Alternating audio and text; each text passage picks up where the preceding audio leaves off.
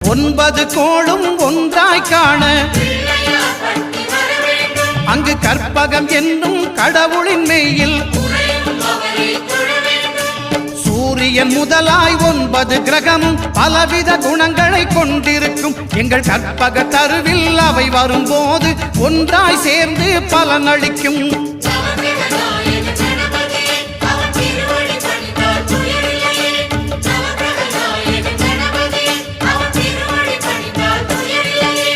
ஒன்பது கோளும் ஒன்றாய் காண அங்கு கற்பகம் என்னும் கடவுளின் மெய்யில்